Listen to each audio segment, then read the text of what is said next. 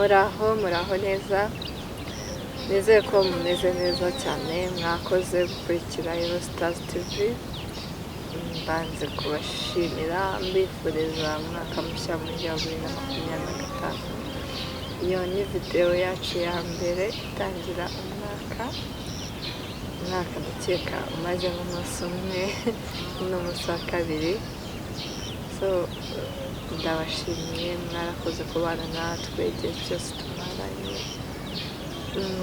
muri inshuti nako ntabwo mukiri inshuti mwabaye famiye umuryango mugari wa Eurostars TV tubifurije umwaka mushya muri 2025 tubibutsa gukora subscribe ku batarayikora liking sharing comment tubwire uko ibintu ubyumva ikintu ngiye kugarukaho uyu munsi abantu umwaka wa 2024 utabereye mwiza ni ukuri mwihangane uyu munsi biba bimeze neza ejo bikanga ndi ubuzima iyi si turimo ntabwo ibintu byose byahora biri straight ngo ukore wishimye ntabwo byashoboka nimba 2024 rero itarakugendekeye neza ihangane kumira senge bizagenda neza 2025 rero twayitangiye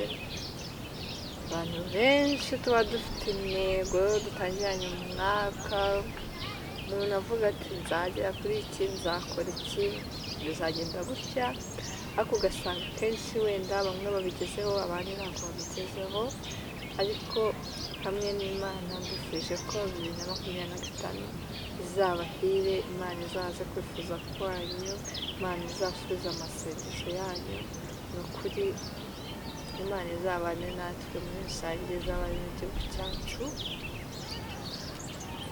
rero njya kugaruka ku bantu nimba ufite inshuti mumaranye imyaka 5 mumaranye imyaka 10 cyangwa ufite umuvandimwe ariko umara icyumweru ukamara ukwezi ugafata ukundi utazi ukameza cyangwa se niba munavuganye n'ibite sawa neza utameze neza ntabwo nyine uha umwanya inshuti zawe cyangwa abavandimwe bawe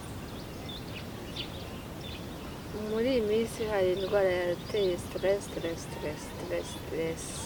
umuntu wese ugasanga avuga ko afite stress noneho hanze ugasanga abantu benshi bari gusafaringa depression ugasanga umuntu nyine yahuye n'ikibazo akimana umwaka nta muntu umwe yagishangije kuko nta muntu yigeze abona aho kwizera please niba ufite inshuti uwo muntu ugerageza umubere inshuti nziza ya nshuti yakishingikirizaho ya nshuti yabwira akababaro ke ya nshuti adatewe ipfunwe no kubwira ibiri kujya mbere mu buzima bwe inshuti ziri hanze aha ngaha abenshi muri twebwe umuntu akubwira ati mfite ikibazo ukakivuga ati nimba umuntu ambwira ati mfite ikibazo nanjye mfite inshuti nkataribwiriza runaka afite ikibazo please mujye muba honete umuntu umubere umuntu mwiza kuko nibwo nawe azamenya ko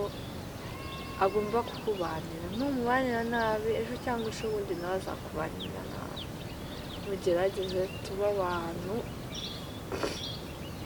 nimba uri inshuti n'umuntu gerageza umubere wa muntu avuga ati cyo kora iyaba inshuti zose zabaga zimeze nka runaka byaba bimeze neza urasanga noneho umuntu yahuye n'ikibazo bagicecetse nta muntu akibwiye wowe mu gihe umenya ikibazo kiramubwira ati kuki waciye muri ibi bihe wenyine kuki wababaye wenyine kandi kuko ubizi ko ni inshuti yawe ese uzi impamvu uwo muntu yaciye mu bihe bikomeye wenyine nta muntu n'uyu n'umwe abiganirije ni uko nyine nta mwanya wamuhaye ntabwo wigeze umwereka ko nimba koko akwiye kukwizera akakubwira ibintu ari gucamo abantu hano hanze kwirinda nyine dusigaye tuvuga ati batanjajinga ndabizi n'indi mubwo aravuga ati gutya na gutya, ugahitamo kwigumanira ibibazo bye, ugasanga niho biri kuva. Ukabona abantu benshi batoya bo mu myaka mitoya, umuntu yiyahuye, nyine yambuye ubuzima, ukavuga ati byagenze bite, uyu mwana yarabayeho neza biki n'ibiki, ariko ntabwo wigeze umuganiriza umase umeze neza, se buri kimwe kimeze neza, se ubuzima buragenda neza, ni amahoro, reka da, bite, sawa, umeze neza, umeze neza. Ese umuntu yakubwiye ati bite, ndagushaka, cyangwa twabonana twahura, ukavuga ati mfite akazi, ntabwo njya mpfa kuboneka, urumva nyine biba bigoye, umva kuva mu ntara, nyine umuntu wese ugasanga wenda bifite excuse ze, kandi nawe ku rundi ruhande nawe ukaba wamwumva. So tube abantu bo kwizerwa.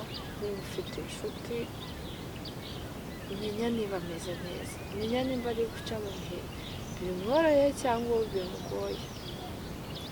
Rero hari abantu benshi nyine bambashije ngo hakiri ibyo ni ubusazi, ngo ni iki abantu banyibeshyaho, ubwo nabyo kambaneho kubivuga. Njyewe abantu benshi bibeshya ko nyine ndi wa muntu udashobotse, wa muntu kubana nawe bigoye, wa muntu ugira amahane, wa muntu ugira akavuyo, nyine aba ari kudisitabinga abantu muri kumwe. Ariko please ntabwo bimeze, njyewe buranyicishamo nk'abashyariye, nkaba naramara n'amasaha 3 ntaravuga, kandi ndi kumwe n'abantu bari kuvuga. So rero biterwa n'ahantu ndi. Iyo ndi ahantu bisaba ko mvuga, ndavuga.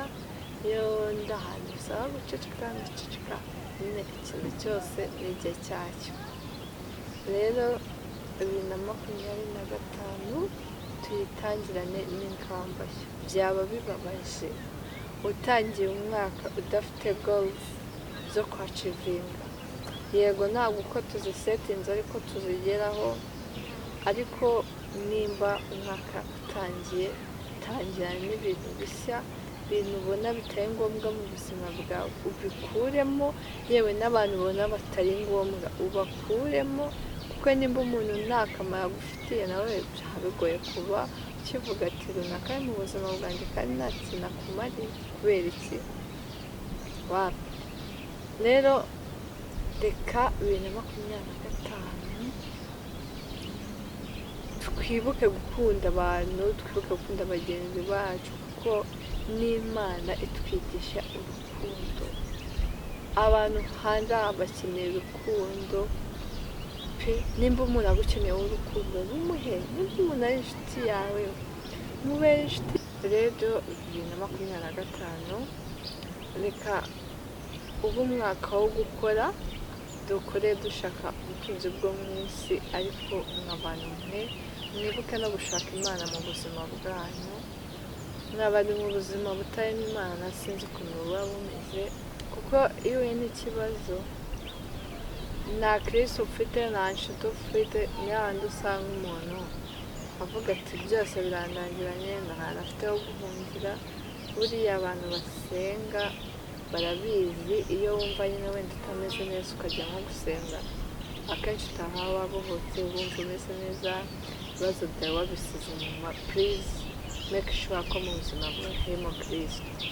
Nimba uri n'umusilamu, habemo Allah, ko ubuzima butarimo Imana rwose nta gahunda, tubisiga inyuma, dufokasinge mu gushaka iby'isi, ariko dushake n'iby'ijuru. Ijambo ry'Imana yavuga ngo dushake ubwami bw'Imana no gukiranuka kwayo, ibindi ko tuzabyongererwa. Rero nagira ngo mvuge ku bantu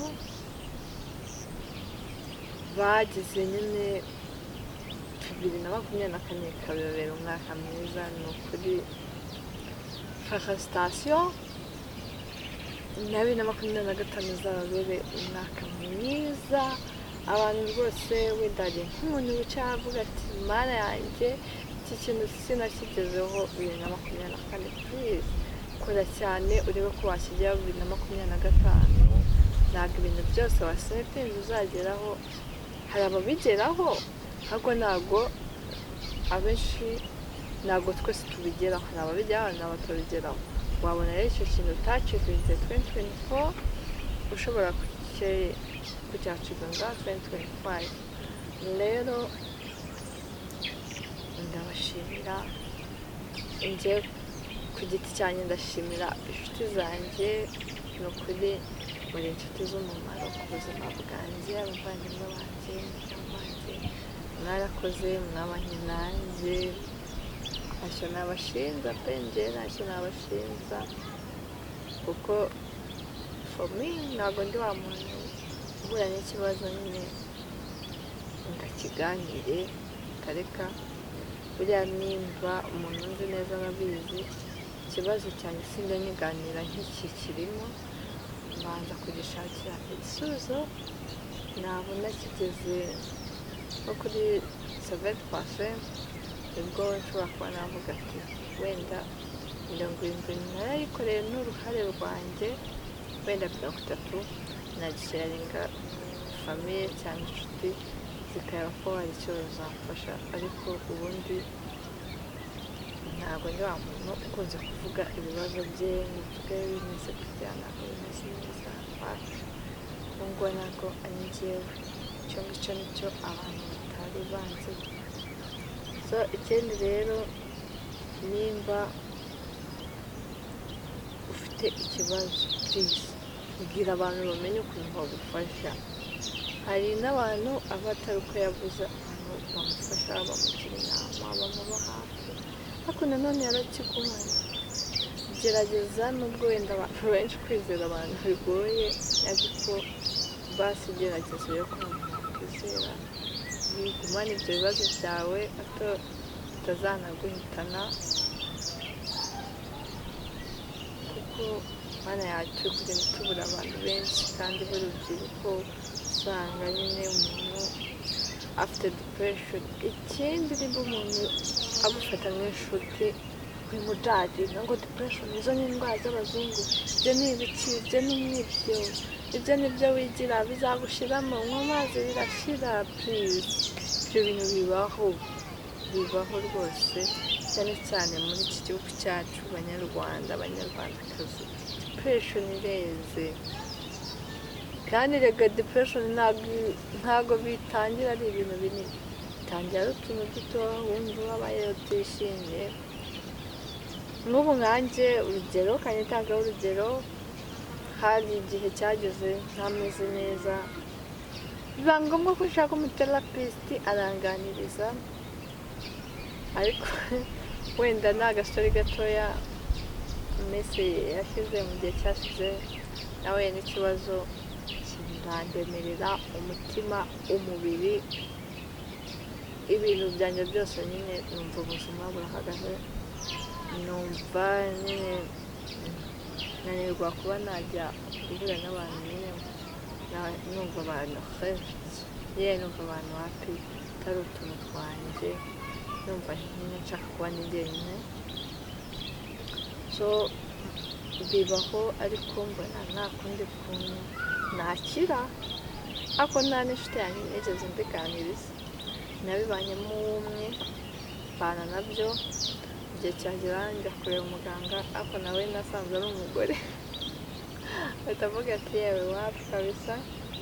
Ikintu nakoze rero, nishatsemo ibisubizo, bigeze aho ngaho ko numvaga n'umugore. Please, abagore nabo wabizera, uretse ko nanjye ubibabwira icyo gihe, kuko nafite agahinda navugaga wari ubu uyu nguyu nawe no kugenda avuga ati uriya mwana yarababaye, biki n'ibiki, akiri umwana. Avuga ati you know what,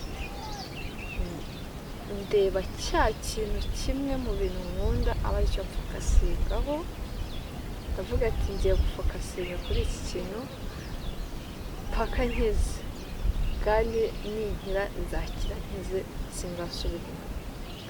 Rero nshuti, muvandimwe, umuntu udukurikiye, nubona ufite ikibazo gikomere mu mutima wawe, gikomere ubuzima bwawe, jya gusenga, numva gusenga urebe cya kintu kimwe cyangwa wa muntu umwe uguha ibyishimo, aba ari ufokasingaho.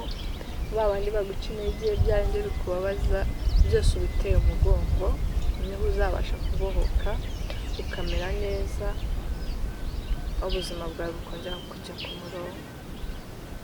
Rero sinasoza n'ababwiye ngo 2025 uzatubere umwaka w'umugisha, Imana izasubiza amasengesho yacu, abantu bababaye rwose Imana izabaremera amashimwe, yongeye kunezeza imitima yanyu. Abantu bahombye muri bizinesi Imana izabateza imbere, ni ukuri kw'Imana gusenga n'Imana yumva, dukore cyane dushake Imana, ubundi ibindi bintu byose ni ku murongo. So mwarakoze, mbibutsa gukora subscribe, abantu batayikoze mukore like, musharinge, mutere na comment. Bye bye.